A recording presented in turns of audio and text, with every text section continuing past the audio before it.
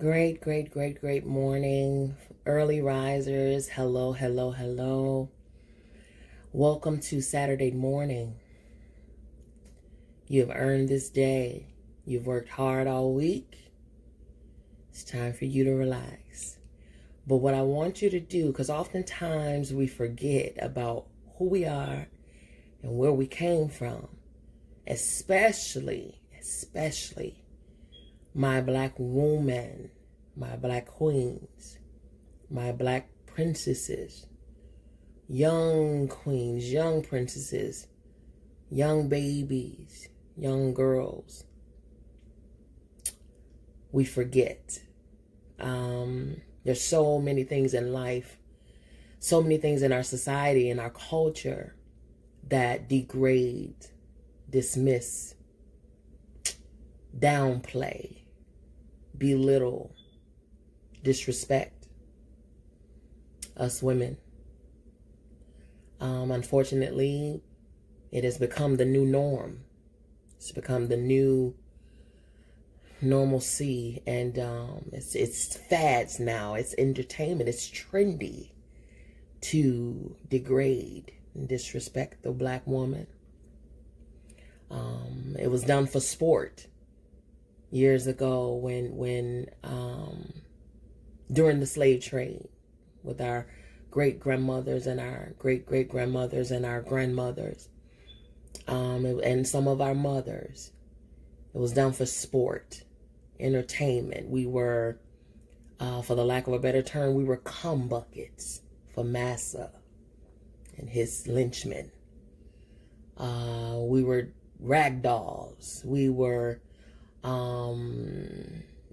talked about and put to shame by the lady of the house, of the Massa's house. And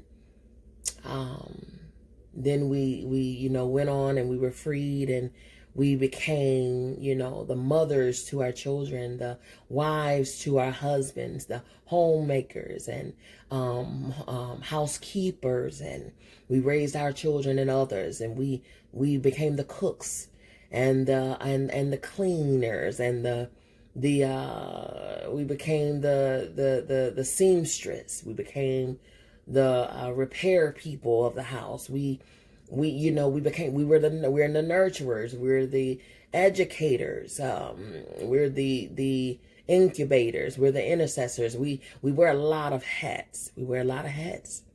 But still, for some reason, we still were disrespected. We still were unprotected. Black woman. In talking and having discussions and things like that with some of my children, some of my sons and daughters, we talked about how society right now, for us to be so ugly to society, or have been ugly and seen as, compared to monkeys and gorillas and baboons and things like that, talked about because our hips were too wide, our butts were too big, our breasts were too large, our lips were too juicy and plump, and our nose was too wide. In fact, France gave the United States a gift to celebrate the slaves becoming free, being emancipated, and they created a statue reminiscent of what our ancestors looked like. A black woman in tattered fragments and rags, with broken chains on her wrist and broken chains on her ankle. She looked like us. United States said, "Thank you, but no thank you. She's ugly." Because we were seen as ugly with our nappy hair, our wide noses, our full lips, our big breasts, wide hips, big booties. We were seen as ugly. And although we're appreciated and celebrated more now, we're treated ugly. And unfortunately, we've allowed ourselves to be so. Unfortunately, we have allowed ourselves to be so as a culture. Individually, you may not. But as a culture, we have. We certainly have. And so I wanted to remind you that you, my love, you have the Eve gene. You possess the Eve gene. You are where creation was formed. In you, from you. You are the portal at which souls are brought from the spirit realm into this physical 3D world. Through you. If not for you, there would be no civilization. You are the path at which we all have to come through to live this thing we call life. You are very important. For you to be seen as so ugly and dismissed and degraded, I tell you what, they trying very hard to look like you, ma'am. Trying very, very hard to look like you. They're trying to have your ugly plump lips. They're trying to have your ugly and shameful wide hips and big booty. Oh, they trying to get those big old breasts, honey. They trying to do it. That skin that was seen and comparable to a monkey. Oh. They trying to get that dark skin. They trying to get that tan. But yet we're still not celebrated as we should. Not respected as we should. Here's the thing I wanted to remind you by the words of the late great mother, Maya Angelou.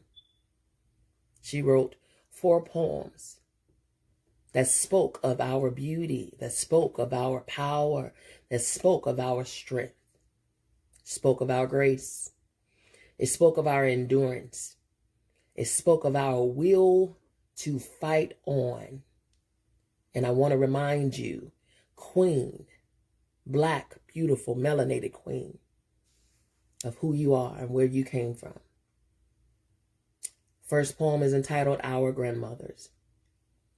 She lay, skin down in the moist dirt, the cannebrake rustling with the whispers of leaves, and loud longing of hounds, and the ransack of hunters crackling the near branches. She muttered, lifting her head a nod toward freedom, I shall not be moved.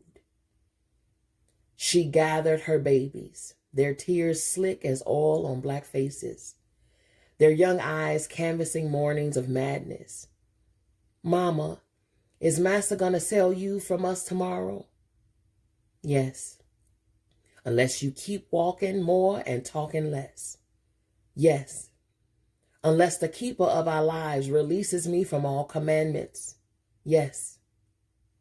And your lives, never mind to live, will be executed upon the killing floor of innocence unless you match my heart and words, saying with me, I shall not be moved. In Virginia tobacco fields, leaning into the curve of Steinway pianos, along Arkansas roads, in the red hills of Georgia, into the palms of her chained hands, she cried against calamity. You have tried to destroy me, and though I perish daily, I shall not be moved. Her universe often summarized into one black body falling finally from the tree to her feet, made her cry each time into a new voice. All my past hastens to defeat, and strangers claim the glory of my love. Iniquity has bound me to his bed, yet I must not be moved. She heard the names swirling ribbons in the wind of history. Nigger, nigger bitch, heifer, mammy, property, creature, ape, baboon, whore, hot tail, thing, it. She said, but my description cannot fit your tongue, for I have a certain way of being in this world, and I shall not be moved. No angel stretched protecting wings above the heads of her children, fluttering and urging the winds of reason into the confusions of their lives. She sprouted like young weeds, but she could not shield their growth from the grinding blades of ignorance, nor shape them into symbolic topiaries. She sent them away, underground, overland, in coaches and shoeless. When you learn, teach. When you get, give. As for me, I shall not be moved. She stood in mid-ocean, seeking dry land. She searched God's face, assured. She placed her fire of service on the altar, and though clothed in the finery of faith, when she appeared at the temple door, no sign welcomed Black grandmother into here. Into the crashing sound, into wickedness she cried, no one, no, nor no 1,000,000 ones dare deny me God. I go forth alone and stand as 10,000. The divine upon my right impels me to pull forever at the latch on freedom's gate. The Holy Spirit upon my left leads my feet into ceasing, into the camp of righteous, and into the tent of the free. These mama faces, lemon yellow, plum purple, honey brown, have grimaced and twisted down a pyramid for years. She is Sheba, the sojourner, Harriet and Zora, Mary, Bethune, and Angela, Annie, and Zenobia. She stands before the abortion clinic, confounded by the lack of choices, in the welfare line, reduced to the pity of handouts, ordained in the pulpit, shielded by the mysteries, in the operating room, husbanding lives, in the choir loft, holding God in her throat, on lonely street corners, hawking her body, in the classroom, loving the children to understanding, centered on the world stage. She sings her loves and beloveds to her foes and detractors.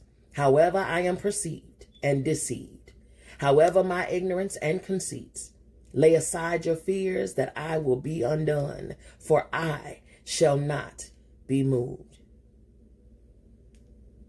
Still I rise. You may write me down in my history with your bitter, twisted lies. You may tride me in the very dirt, but still, like dust, I rise. Does my sassiness upset you? Why are you beset with gloom? 'Cause I walk like I've got oil wells pumping in my living room. Just like moons and like suns, with the certainty of tides. Just like hope springing high, still I rise. Did you want to see me broken? Bowed head and lowered eyes. Shoulders falling down like teardrops, weakened by my soulful cries. Does my haughtiness offend you? Don't you take it awful hard, 'cause I laugh like I've got gold mines digging in my own backyard. You may shoot me with your words. You may cut me with your eyes. You may kill me with your hatefulness, but still, like air, I'll rise. Does my sexiness upset you? Does it come as a surprise that I dance like I've got diamonds at the meeting of my thighs? Out of the huts of history's shame, I rise. Up from a past that's rooted in pain, I rise. I'm a black ocean, leaping and wide, welling and swelling I bear in the tide, leaving behind nights of terror and fear, I rise. Into a daybreak that's wondrously clear, I rise. Bringing the gifts that my ancestors gave, I am the dream and the hope of the slave. I rise, I rise, I rise. Weekend glory. Some glitchy folks don't know the facts, posing and preening and putting on acts, stretching their backs. They move into condos up over the ranks, pawn their souls to the local banks, buying big cars they can't afford, riding round town acting bored. If they want to learn how to live life right, they ought to study me on Saturday night. My job at the plant ain't the biggest bet, but I pay my bills and I stay out of debt. I get my hair done for my own self's sake, so I don't have to pick and I don't have to rake. Take the church money out and head across town to my friend girl's house where we plan our round. We meet our men and go to a joint where the music is blue and to the point. Folks write about me. They just can't see how I work all week at the factory. Then get spruced up and laugh and dance and turn away from worry with sassy glance. They accuse me of living from day to day. But who are they kidding? So are they. My life ain't heaven, but it sure ain't hell. I'm not on top, but I call it swell. If I'm able to work and get paid right and have the luck to be black on a Saturday night. Phenomenal woman. Pretty women wonder where my secret lies. I'm not cute or built to suit a fashion model size. But when I start to tell them, they think I'm telling lies. I say, it's the reach of my arms, the span of my hips, the stride of my step, the curl of my lips. I'm a woman. Phenomenally. Phenomenal woman. That's me. I walk into a room just as cool as you please. And to a man, the fellows stand or fall down on their knees. They then swarm around me, a hive of honeybees. I say, it's the fire in my eyes, the flash of my teeth, the swing in my waist, and the joy in my feet. I'm a woman. Phenomenally. Phenomenal woman. That's me. Men themselves have wondered what they see in me. They try so much, but they can't see my inner mystery. When I try to show them, they say they still can't see. I say, it's the arch of my back, the sun of my smile, the ride of my breast, and the grace of my style. I am a woman. Phenomenally. Phenomenal woman. That's me. Now you understand just why my head's not bowed. I don't shout or jump about or have to walk or talk real loud. When you see me passing, it ought to make you proud. I say, it's in the click of my heels, the bend of my hair, the palm of my hand, the need of my care, 'cause I'm a woman. Phenomenally. Phenomenal woman. That's me. Black woman, black queen, black girl, you are beautiful. You are phenomenal. You are powerful. Stand in that beauty. Stand in that power. Stand in that grace. I don't care what society says about you. You know who you are. Forget what they say you are. My grandmother used to tell me it is not what they call you. It is what you answer to that matters. If they are not calling you by your God-given birthright name, don't you answer. You are not a slut. You are not a whore. You are not a cumbucket. You are not a bust down. You are not a shameful, bitter, angry. You are not any of that. You are a queen. Let them address you as such or not at all. I love you. I mean it. There's absolutely positively nothing, and I mean nothing that you can do about it. Have a phenomenal day, phenomenal woman.